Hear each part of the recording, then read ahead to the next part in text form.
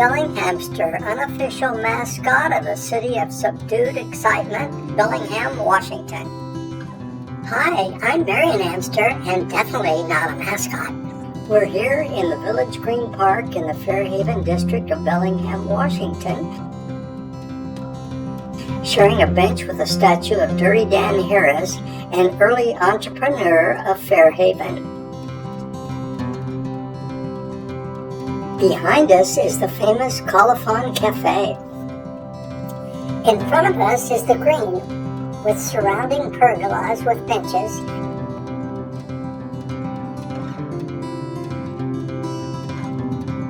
And a mural at the south end, where in the summertime movies are shown.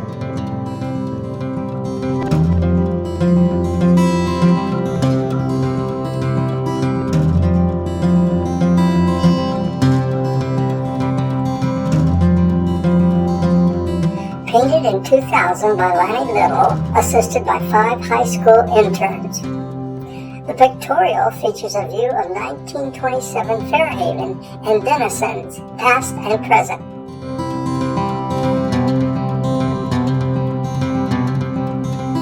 So Bellinghamster, I'm ready for another travel adventure. Do you have any place in mind?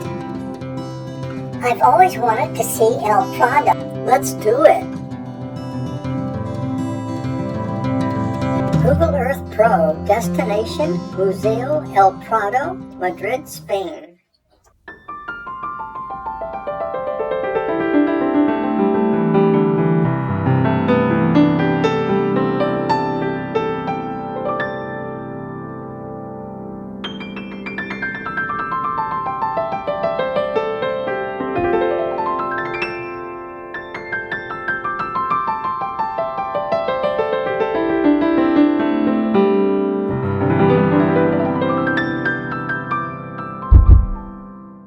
Works every time.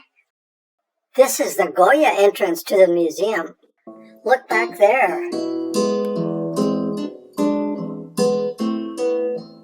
Francisco Goya, 1746 to 1828, was the most important Spanish painter of his time. Will we see any Goya masterpieces here? Oh yes. There is a sign saying Entrada de Hamster. The museum is closed today, so I contacted a friend who works here to get us in. Before we enter, let's do a Google search for El Prado Museum, Madrid, Spain.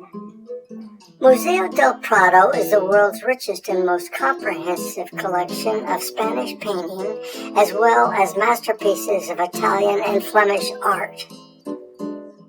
Located in the heart of Madrid on the Paseo del Prado, the main building has 270,000 square feet of gallery space. The collection is comprised of 8,200 drawings, 7,600 paintings, and 4,800 prints, and 1,000 sculptures. In 1819, King Ferdinand VII opened the National Museum of Paintings and Sculptures. It subsequently became known as Museo Nacional del Prado. We will see and learn about the very best masterpieces or obra maestras in the museum. Vamos!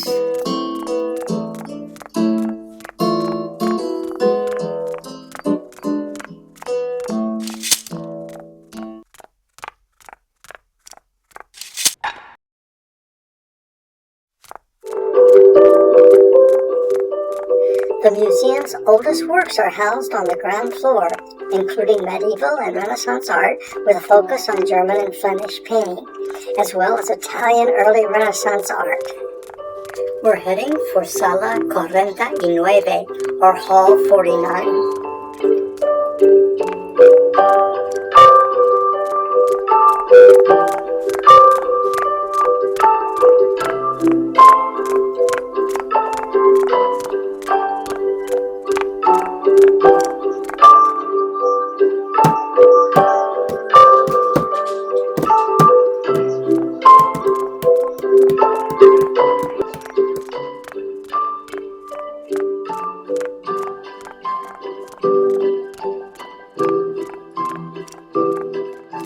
We are heading for Sala 49 or Hall 49. This hall has many works from the Italian Renaissance, but we are here to see a masterpiece by Raphael. What is the name of the painting? Portrait of a Cardinal. It was painted in 1510 to 11, oil on wood panel. Awesome! Raphael mastered the art of realism. Pietro Bembo, scholar and Knight of Malta, remarked that Raphael painted people more real than they really are. Our next masterpiece is across the hall.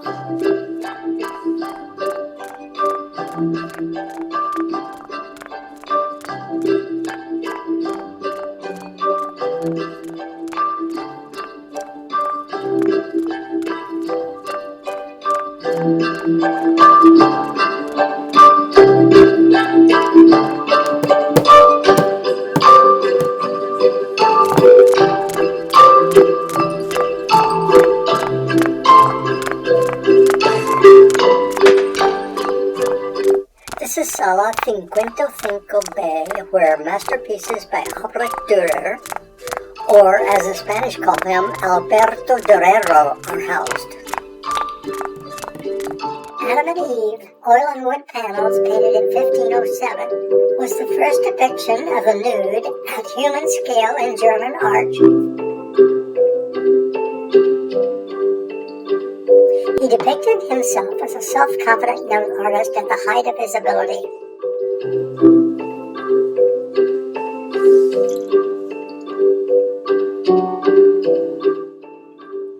Let's look next at the work of one of the most significant artists of the Dutch and Flemish Renaissance. Would that be Peter Bruegel the Elder? Yes, he was best known for his landscapes and peasant scenes. Wow! Amazing! The Wine of St. Martin's Day is Bruegel's largest painting, 4 feet 10 inches by 8 feet 10 inches. It depicts a festival which involves drinking the first wine of the season.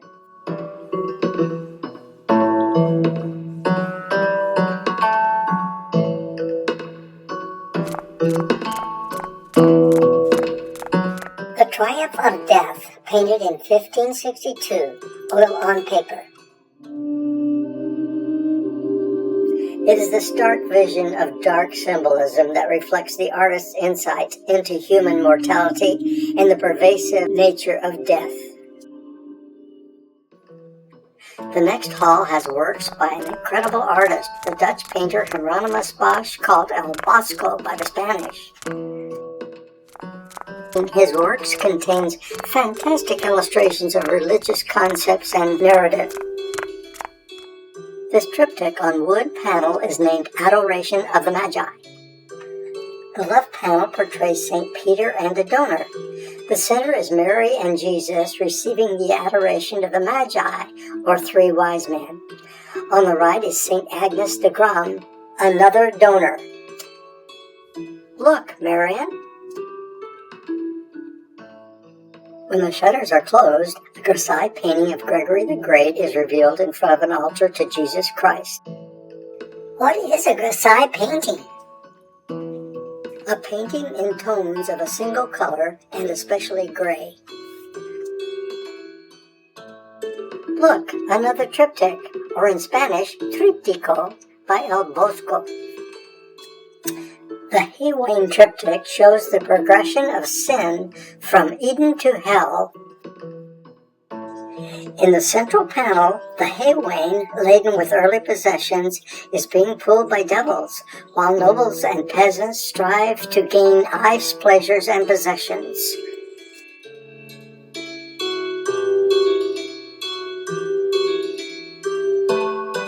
The left panel depicts the creation and fall of man.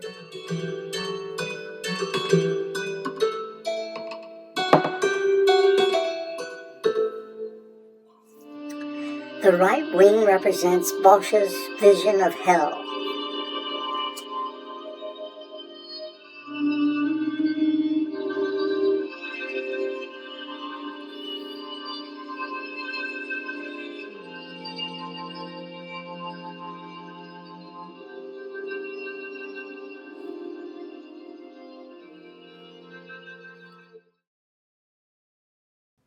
Take a look, Marian. When closed, the Wayfarer, a figure who represents the artist's own journey through life and temptation, is portrayed.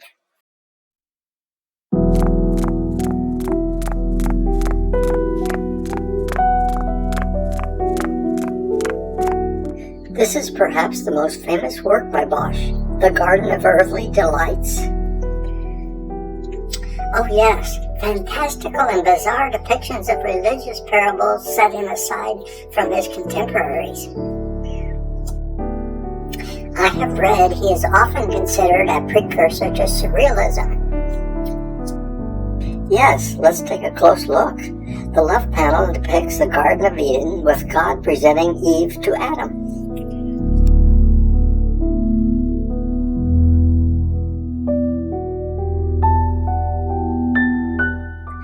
The center panel shows nude human figures and bizarre creatures engaging in various activities.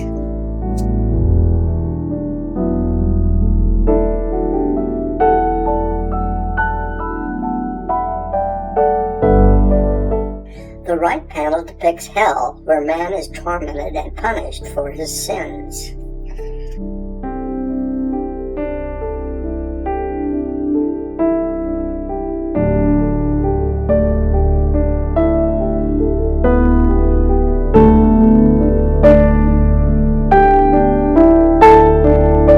Look at this, Marian. When the triptych is closed, we see Bosch's depiction of the creation of the world, specifically the third day when God created the earthly paradise.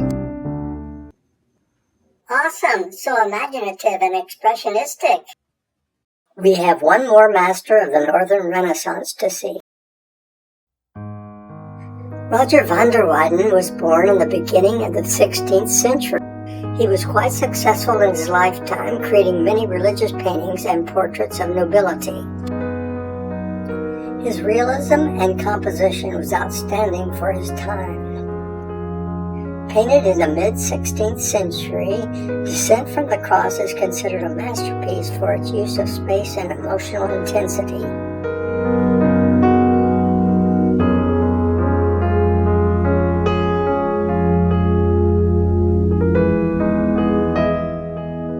I am so impressed with his intricate detail, bold colors, and strong sense of realism.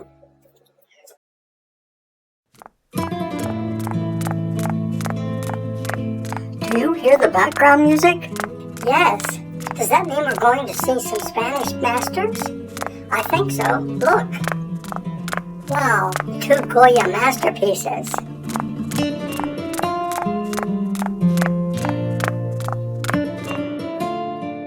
The 2nd of May, or Segundo de Mayo, 1808 on the left. The 3rd of May, or Tercero de Mayo on the right. Both paintings were completed by Goya in a 2-month period in 1814. They depict the Spanish people's uprising against the French occupation of Spain that sparked the Peninsular War. Napoleon's forces were defeated in 1814 by the Sixth Coalition that included Austria, Prussia, Russia, Spain, the United Kingdom, Portugal, Sweden, Sardinia, and a number of German states. No wonder that Napoleon lost the war and had to go into exile on the island of Elba. Look at this. 2nd of May was also titled The Charge of the Mamelukes, an elite military force from Egypt who fought on the side of the French. They were ordered to put down the rebellion of the Spanish people, and a violent melee occurred in the heart of Madrid, 1808. The 3rd of May depicts the horror of war as a groundbreaking archetypal image that breaks with convention. To see more Goya masterpieces, we must take the elevator to the next level of the museum.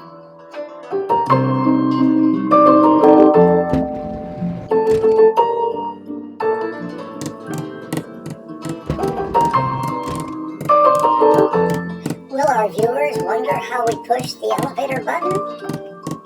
Just the anal retentive ones.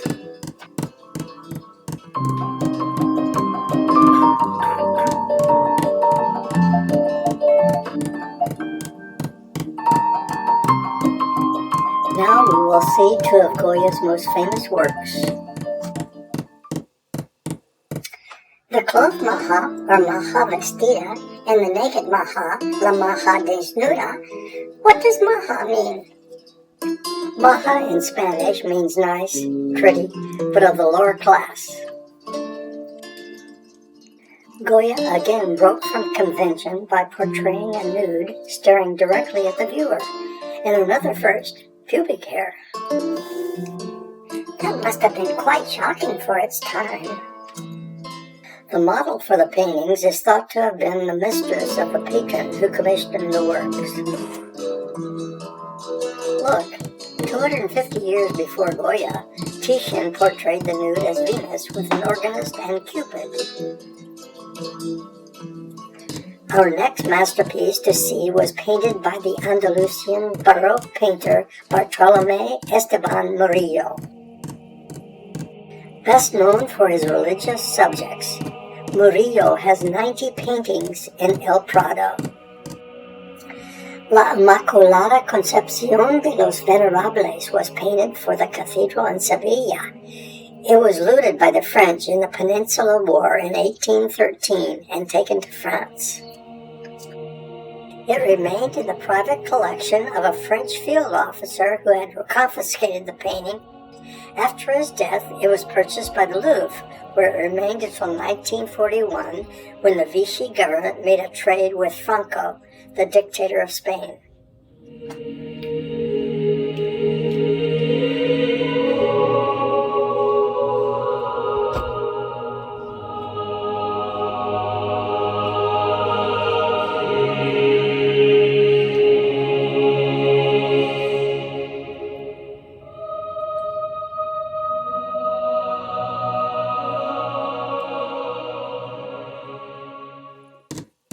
Our next stop is Sala 98, where El Greco's work is shown.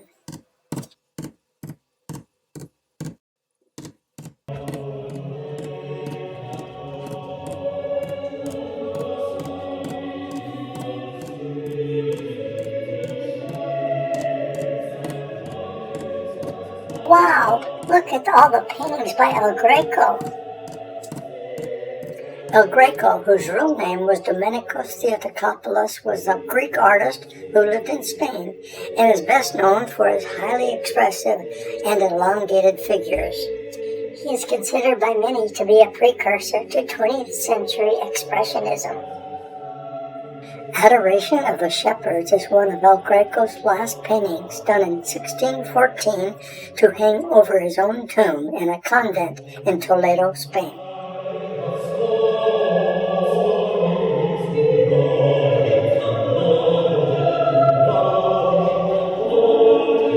The infant Christ seems to emit a light that plays against the shepherds.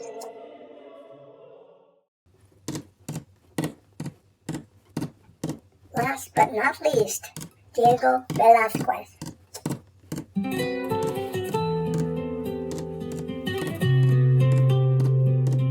Born in Sevilla in 1599, died in 1660 in Madrid. This spacious gallery is home to his works. El Prado has 92 of his works in their collection. He is considered by many to be the greatest painter in Western art.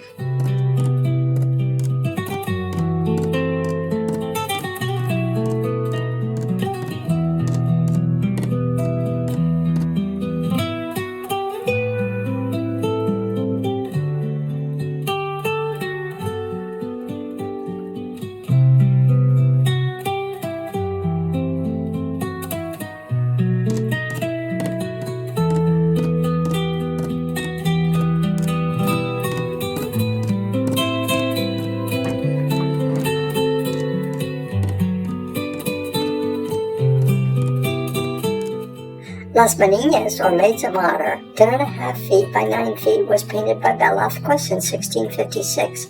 It depicts Infanta Margarita with her ladies-in-waiting and the artist himself. This most famous work by Velázquez shows his mastery of perspective, chiaroscuro, balanced composition, and the realism and beauty of his subjects.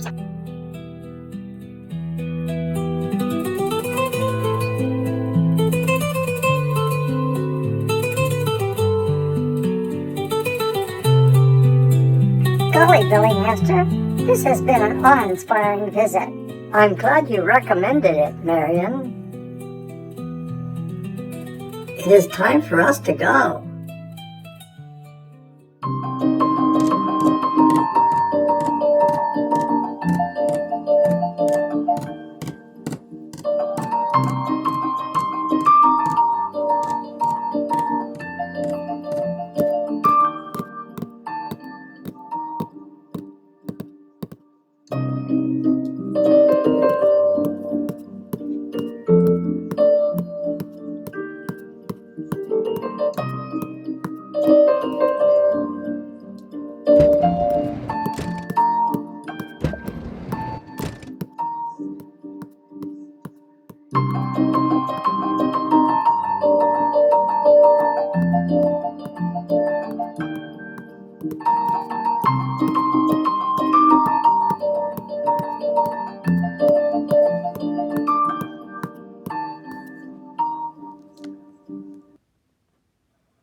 The statue of Velasquez welcomes visitors to the main entrance of the museum.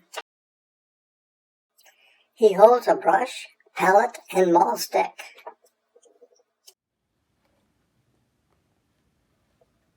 Google Earth Pro destination, the Village Green in Fairhaven, Bellingham, Washington.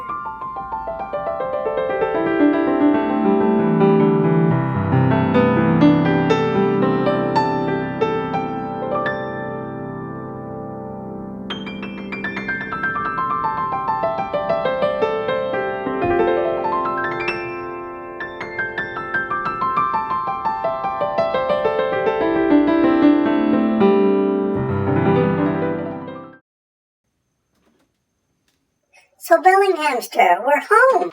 Gee, it's like we were never gone, huh? Thanks for watching. Bye. Yeah, and subscribe. It's painless.